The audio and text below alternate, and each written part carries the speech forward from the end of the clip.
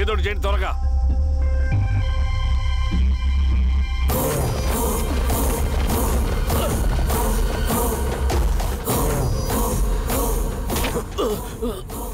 ఏంది హీరో స్వామి ఏమని చెప్పినాడా? లేదు సార్. చాలా సిన్సియర్ అనుకుంటున్నా. అవును సార్. మన సిన్సియారిటీ కూడా చూపియాలి కదా.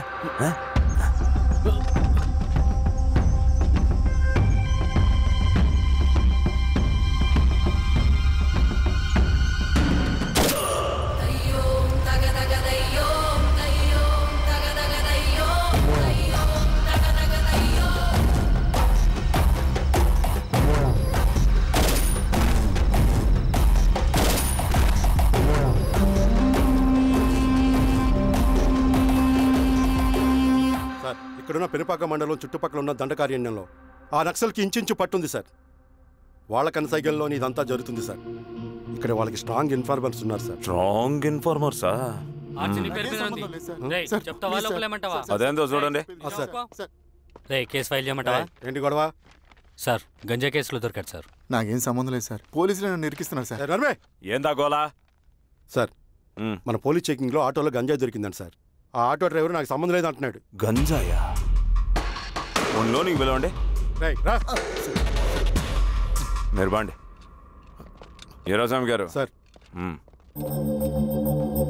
కూకో. నీ పేరేంది? రాజప్ప సార్. కూకో. ఎవరు? లంకపురం సార్.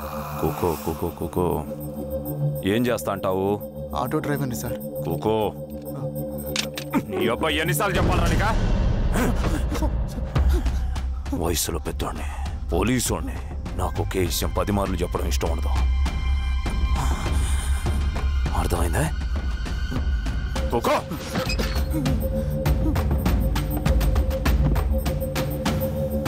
సో నీకే అది తెలవదంట? అవును సార్. నాకే సంబంధం లేదు.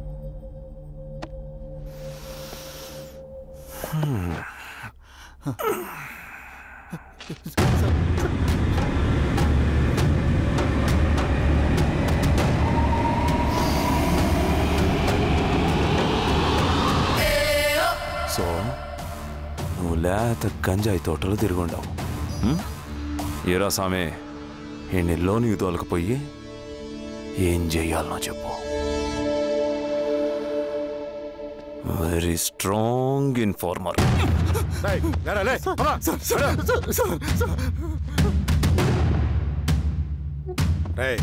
ఆ నక్సల్స్ కనిపిస్తే ఈ సొరకాయ బొర మీద ఈ బటన్ నొక్కు, మాకు సిగ్నల్ వస్తుంది. 10 నిమిషాల్లో మేము అక్కడ ఉంటాం. జాగ్రత్త. అలాగే అండి. తేడా వస్తే తెలుసుగా.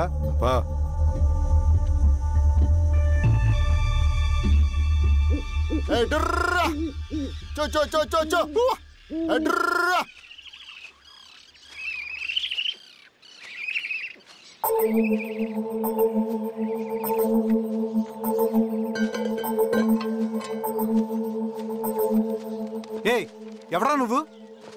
అన్నా నా గొర్రెలు తప్పోయానా, ఎత్తుకుంటూ ఇక్కడికి వచ్చాను. ఇటువైపు ఏం రాలేదు. పో. లేదన్నా ఇటువైపే వచ్చానా. రాలేదని చెప్పానా? పో.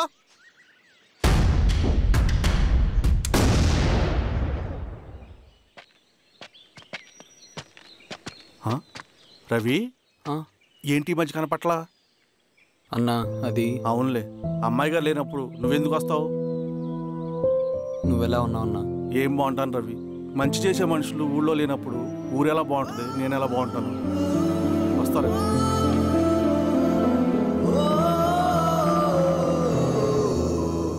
సార్ సార్ నగస్టార్ హోటల్లో నక్సల్ ఇన్ఫార్మర్ ఉన్నాడని ఇన్ఫర్మేషన్ వచ్చింది సార్.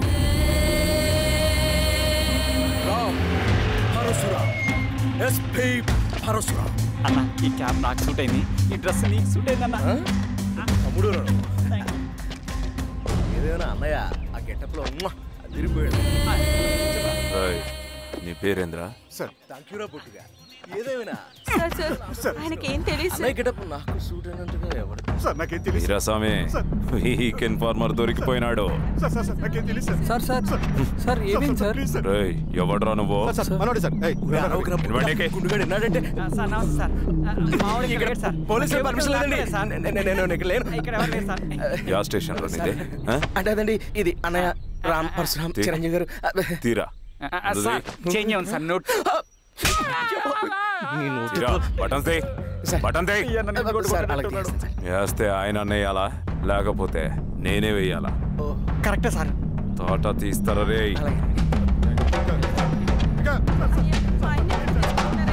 అలాగే. ఏం సార్ వదిలేండి అయ్యా. ఈ పలైన పనిగడ వల్ల ప్రశాంతంగా భోజనం కూడా చేయలేకపోతున్నాం. వీరాస్వామి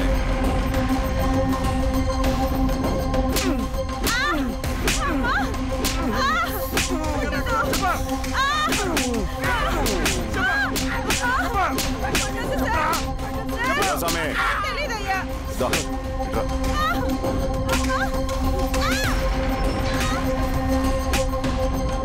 యాదైనా చెప్పినారా? చెప్పలేదు సార్. చెప్పలేదా?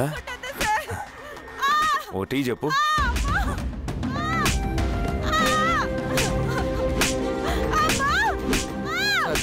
టీ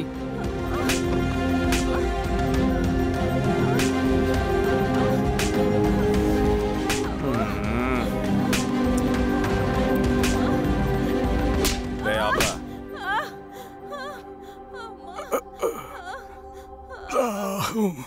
అడిగిన దానికి సమాధానం చెప్తే ఈ బాధలన్నీ తప్పుతాయిగా. దాహం వేస్తోందా? నీ దాహం నేను తీరుస్తాగానే నాకు కావాల్సిన ఇన్ఫర్మేషన్ నువ్వు ఇస్తావా? ఇస్తావా?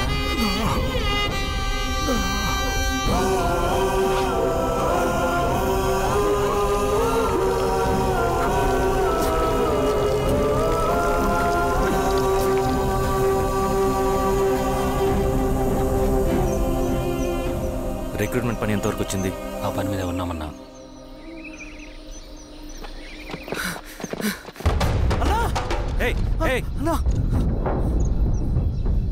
నువ్వేంట్రా ఇలా వచ్చావు? మన దళ సభ్యుల్ని ఇన్ఫార్మర్స్ని పోలీసులు చిత్రహింసలు పెట్టి చంపేస్తున్నారు. మన జీవితాన్ని పనంగా పెట్టి మన కుటుంబాలను త్యాగం చేసి ఈ అడవిలో ప్రజల కోసం పోరాడుతుంటే ఈ ఎన్కౌంటర్స్ ఏంటన్నా? రవి, ఇలాంటప్పుడే ధైర్యం కోల్పోకూడదు. చనిపోయిన ప్రతి నక్సల్ రక్తం పొట్టుకి సమాధానం చెప్పే సమయం వస్తుంది. కంగారు పడకు రవి. ఇలాంటప్పుడు నువ్వు బయట తిరగడం మంచిది కాదు. మాతో పట్రా అన్నా. పద.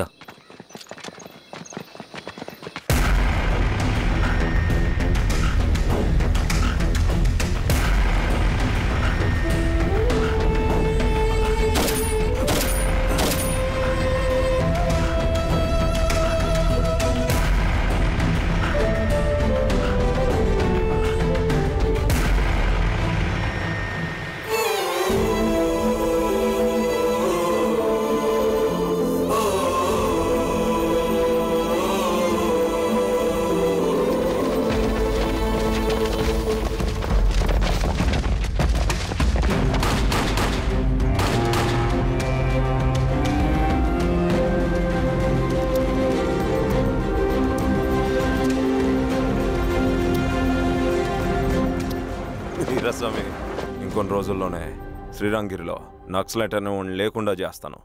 మీరు నక్సల్స్ని ఎన్కౌంటర్ చేస్తానన్న న్యూస్ నిజమేనా? అందరూ రిమాండ్లో ఉన్నారు. సింగనని ఎన్ని రోజుల్లో పట్టుకోబోతున్నారు? వీరాస్వామి, ఎన్ని రోజుల్లో పట్టుకుంటారంటే దానికి ఏమైనా ముహూర్తం ఉంటుందా?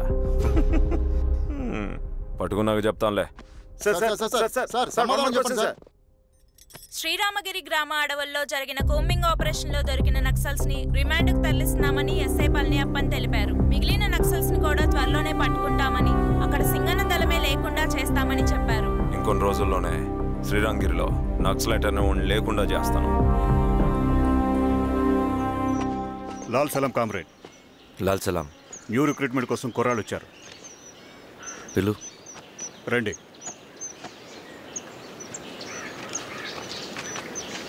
ఏం చదువుకున్నావు? MSc chemistry. MSc Physics.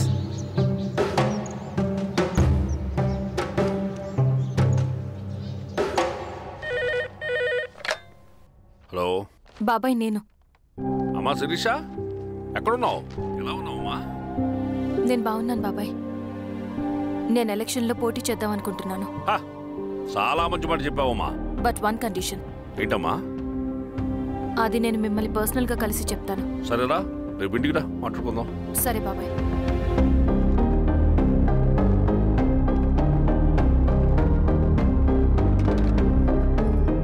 ఏమైంది నీకు? ఇంత జరిగిన తర్వాత కూడా మళ్ళీ ఎలక్షన్స్ అంటున్నావు? తప్పదు స్వప్న. రవి కోసం ఇది చెయ్యాలి. ఈ ఎన్కౌంటర్ ఆపకపోతే రవికి ప్రమాదం. నేను ఎలక్షన్స్లో నిలబడతానంటే వాళ్ళు ఎన్కౌంటర్స్ ఖచ్చితంగా ఆపుతారు. అదెలా? నేను తప్ప వాళ్ళకి వేరే ఆప్షన్ లేదు. ఉన్నుంటే ఇప్పటికే ఎలక్షన్స్ జరుగుండేవి. రేపు బాబాయ్ని కలుస్తాను. స్వామి, రవి దగ్గరికి పోనీ.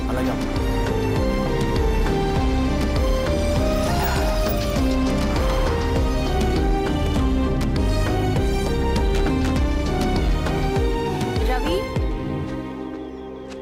రవి, రవి. రవణ లేడు మేడం.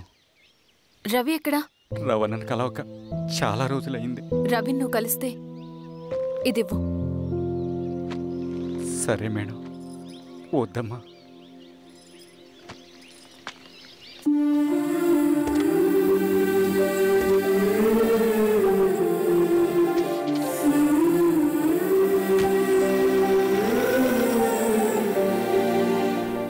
రామా శిరీష, రా. ఎలా ఉన్నావు? బాగున్నాను బాబాయ్. దా కూర్చో. ఏంటి ఏదో మాట్లాడాలన్నావు? బాబాయ్, మీరు చెప్పినట్టే చేస్తాను. కానీ ఎవరి వైపు నుంచి జరిగినా హింస మంచిది కాదు. మీరుండి కూడా ఇలా జరగడం ఏం బాలేదు. ఇప్పుడు జరుగుతున్నది కొన్ని రోజులు ఆపించండి. ఏది జరిగినా యాజ్ పర్ లా జరగాలి. ఏ సార్, అర్జెంటుగా పళ్ళని రమ్మను. సరే సార్.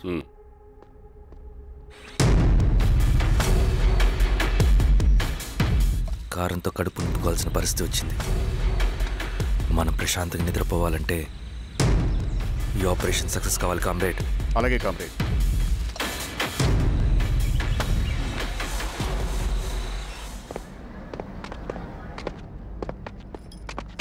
నమస్కారం సార్. పళ్ళని పిలిచారంట?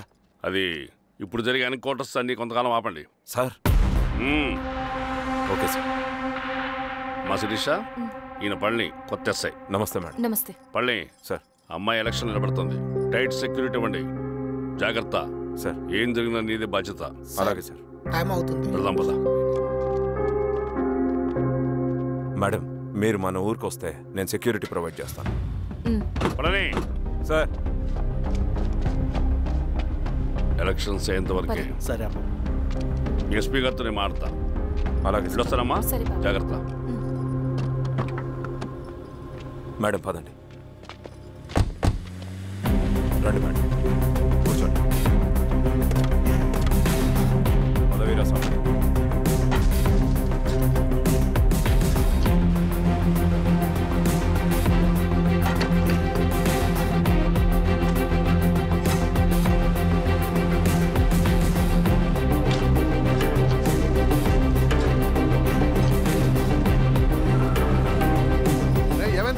రోడ్డు పని జరుగుతుంది సార్. ఇడిపోని.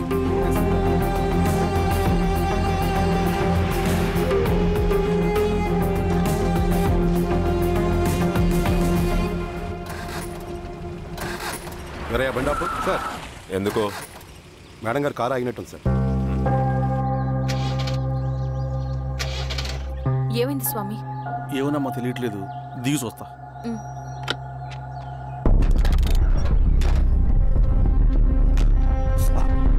అమ్మా, ఫ్యాన్ బెల్ట్ దిగిపోయిందమ్మా.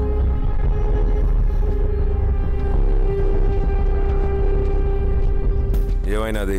బెల్ట్ తెగిపోయింది సార్. శిరీష గారు, ఇప్పటికే లేట్ అయిపోయినది. మనం జీప్లో పోదాం రండి.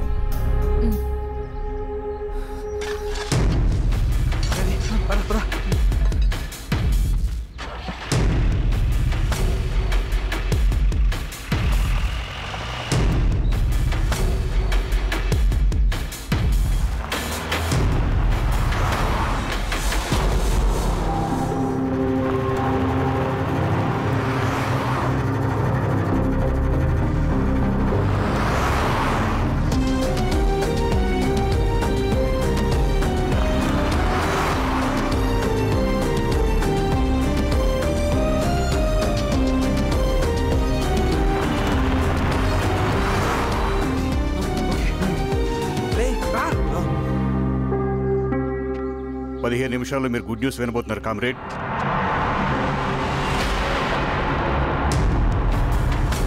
రవి వెళ్ళి చూడు.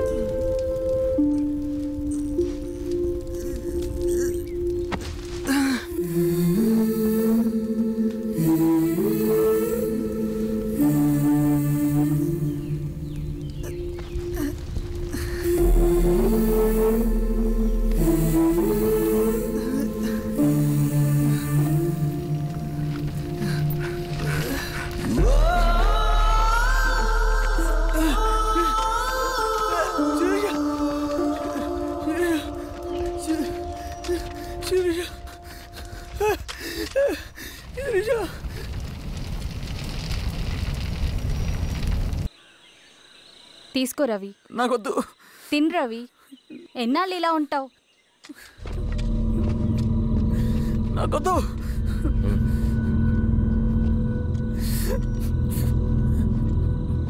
అక్కడ పెట్టేసి తిను.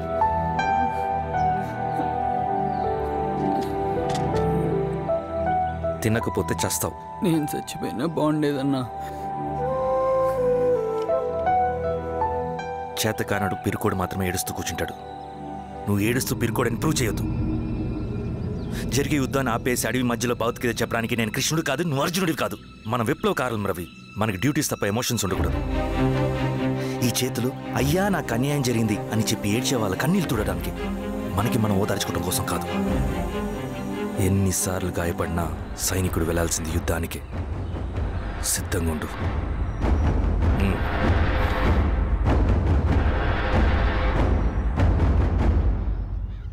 Sebastian, Greyhounds commander. DGP recommendation అంటే చాలా పవర్ఫుల్ అని మీ ఉద్దేశం, కానీ వాడు మీకంటే ప్రతిదానికి ఒక స్ట్రాటజీ ఉంటుంది.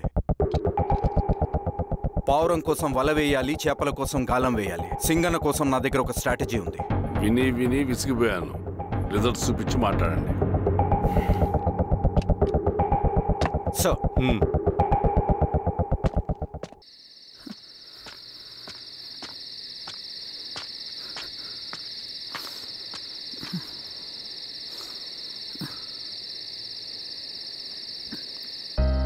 ఏమైపోయావన్నా ఇన్ని రోజులు?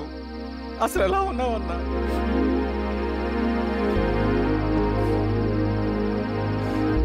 కాఫీ ఇస్తావా?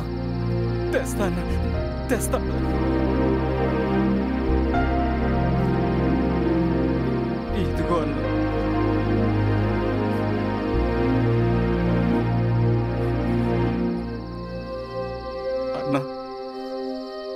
శిరీష గారు నీకు ఈ మనీది ఇచ్చారన్న.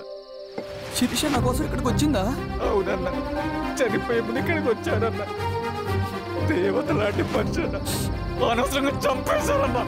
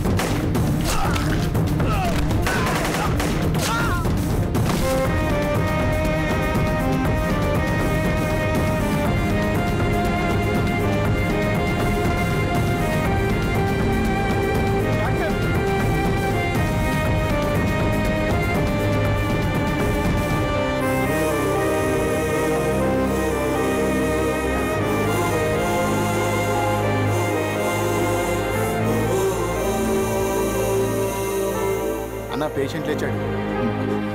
అన్నా అన్నా ఎక్కడికన్నా? నా పనుంది, ఆగురా. అన్నా రే ఆగు. అన్నా అన్నా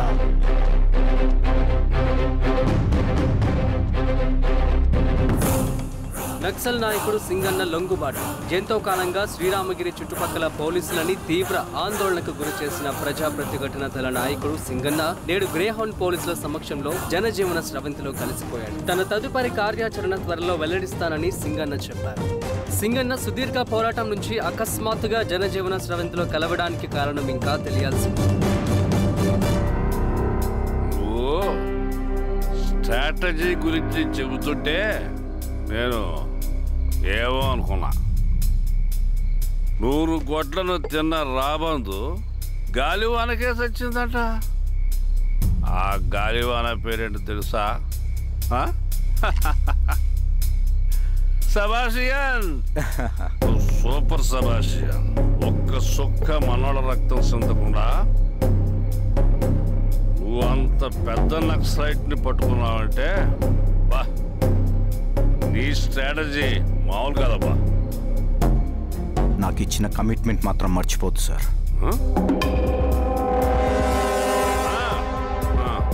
చేసాబో, తీసుకో, పోయేస్తా. సూరబ్బా.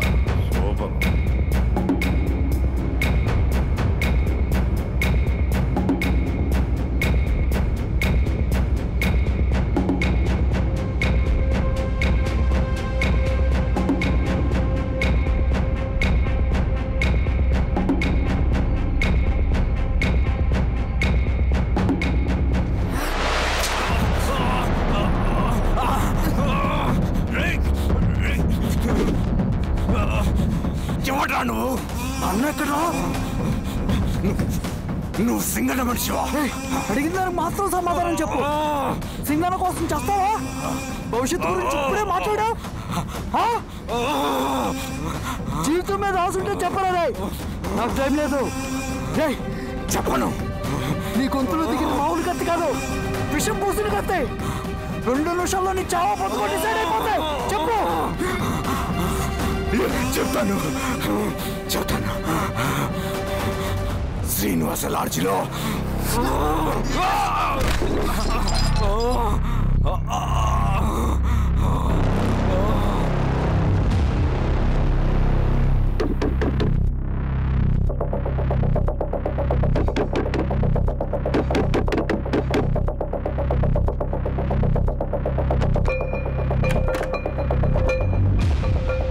నువ్వేంటి ఇక్కడ?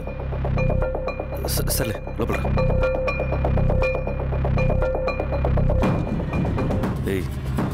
ఏంట్రా ఇది?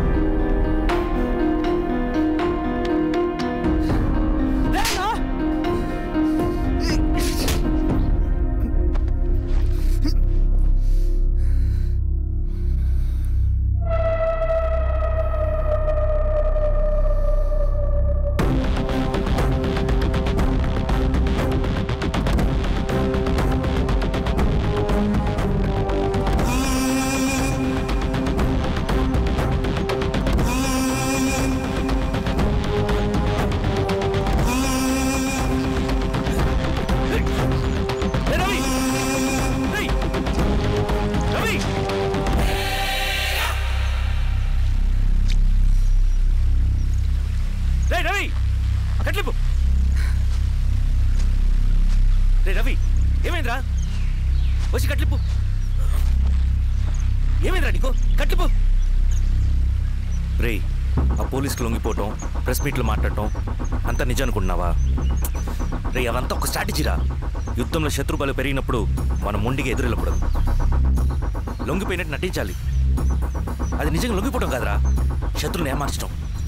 నేను అదేరా చేశాను. అది నిజం అనుకోకు. ముందు కట్లిప్పు రవి. విప్లవంలో నష్టం అన్ని వైపు నుంచి వస్తుంది.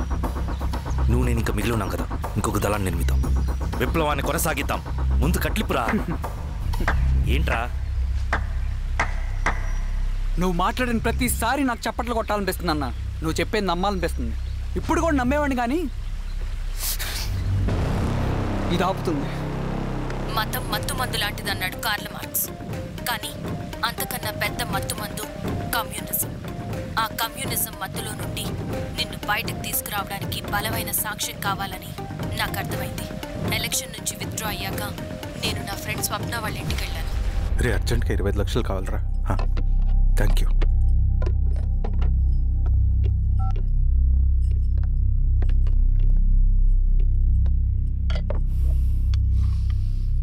చాలు.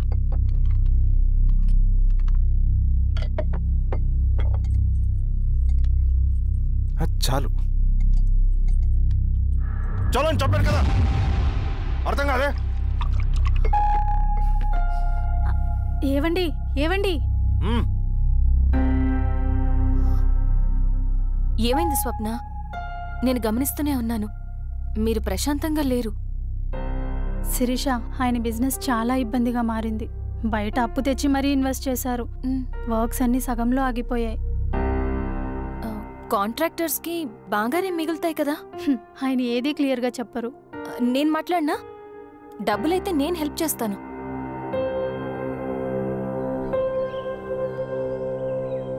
అన్నయ్య, చెప్పమ్మా. మీరు డబ్బు గురించి ఏదో ఇబ్బంది పడుతున్నారని అర్థమైంది. అవునమ్మా, ఈ ఏజెన్సీ కాంట్రాక్టర్ బతికే ఇంత ఏది సాఫీగా ఉండదు. అన్ని వైపుల నుంచి అడ్డంకులే. ప్రజల ప్రయోజనం కోసం బిల్డింగ్లు, బ్రిడ్జ్లు కట్టాలి. అడ్డమైన వాళ్ళకి లంచం ఇచ్చుకోవాలి. ఇప్పుడు ఈ నక్సల్స్ ఒకళ్ళు తయారయ్యారు. నా బ్రతుక్కి పని పూర్తయ్యేదాకా ఫండ్స్ లిస్ట్ చేయరు, వీళ్ళేమో పని చేయనివ్వరు. ఏం చేయాలో అర్థం కావట్లేదు. నక్సల్సా? నక్సల్స్కి ఏంటి సంబంధం? అదే కదా సమస్య. బయట ప్రజల కోసం మేము ఉన్నామంటారు, లోపల ఎక్స్ట్రాషన్కి అలవాటు పడ్డారు. ఎవరు కరెక్ట్గా లేరమ్మా. ఎక్కడి వాళ్ళన్నయ్య? పినపాకం మండలం నక్సల్స్ 25 లక్షలు అడిగారు.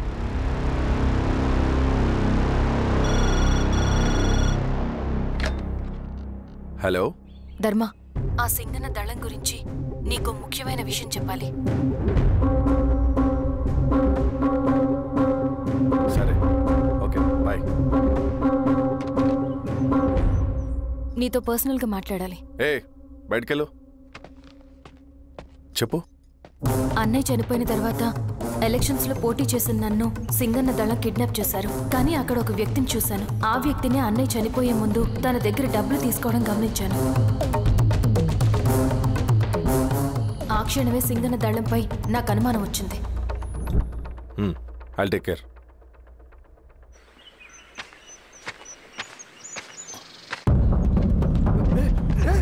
భయపడదు, మీ చంద్రుడు మనుషులు. నన్నేం చేయకండి. కూర్చోబెట్టండి. మీకు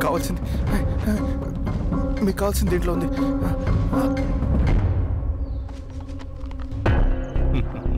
కాంట్రాక్టర్ డబ్బులు కదా, కొత్తగా ఉన్నాయి.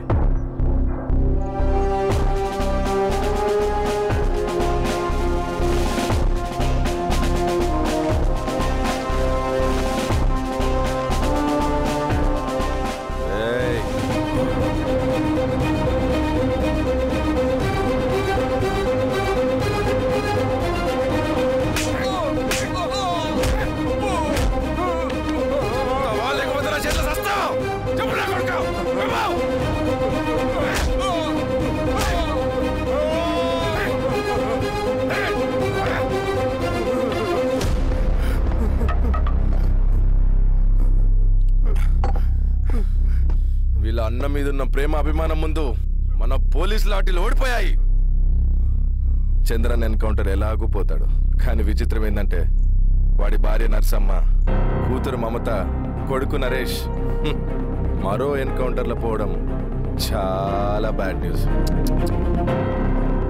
చెప్పు శిరీష, ఏం చేయమంటావు? నువ్వు ఒక డెసిషన్ తీసుకున్న తర్వాత ఎవరి మాట వినవు కదా. హే దాస్ సార్, రేపు మార్నింగ్ న్యూస్ పేపర్ వద్దని చెప్పు. సరే సార్. తెలిసిన విషయం మళ్ళీ మళ్ళీ చదవాలంటే చాలా బోరింగ్. నేను చెప్తాను సార్, జరిగింది మొత్తం నేను చెప్తాను సార్. సింగన్న దగ్గర నేను 20 సంవత్సరాల నుంచి పనిచేస్తున్నారు సార్. పేదవాళ్ళ కోసం అన్న చేస్తున్న ఉద్యమంలో మేమందరం చాలా కష్టపడి పనిచేసేవాళ్ళం. కానీ ఒకరోజు నేను చెప్పినంత చెప్పి ఈశ్వర్ రెడ్డి దగ్గర 10 లక్షలు తీసుకురండి. దేనికన్నా ఇదంతా? దేనికేంటి? మొన్న ఆ కాంట్రాక్టర్ దగ్గర నుంచి, నిన్న బిల్డర్ దగ్గర నుంచి, ఈరోజు ఈశ్వర్ రెడ్డి దగ్గర నుంచి. అధికారం కోసం. డబ్బు ఉంటే అధికారం వస్తుంది, అధికారం ఉంటే డబ్బు వస్తుంది. నాకు రెండూ కావాలి. హిట్లర్ పెయింటర్ అవుదామని అకాడమీలో జాయిన్ అవ్వాలనుకున్నాడు. కానీ పనికిరాడని చెప్పి రిజెక్ట్ చేశారు. హిట్లర్ ఏం చేశాడు? నాజీ పార్టీ పెట్టి జూస్కి అగేన్స్ట్గా అందరినీ కూడగట్టి ప్రపంచాన్ని ఉనికిచ్చాడు. మొహమ్మద్ అలీ జిన్నా నేషనల్ కాంగ్రెస్ పార్టీలో ఎదగాలనుకున్నాడు. ఎప్పుడూ పట్టించుకోలేదు. ముస్లిం లీగ్ పార్టీ పెట్టి ఇండియాని రెండుగా చీల్చేశాడు. పాకిస్తాన్కి ప్రధానమంత్రి అయ్యాడు. ప్రపంచంలో ఎక్కడైనా సరే 2 కులాలు, 2 మతాలు, 2 ప్రాంతాల మధ్య చిచ్చు పెడితే చాలు, అధికారం వెతుకుంటూ మన కాళ్ళ దగ్గరకు వస్తుంది. జమ్మూ అండ్ కాశ్మీర్ నుంచి మహారాష్ట్ర, గుజరాత్ ఎక్కడైనా సరే, ఎవరైనా సరే ఇదే గేమ్.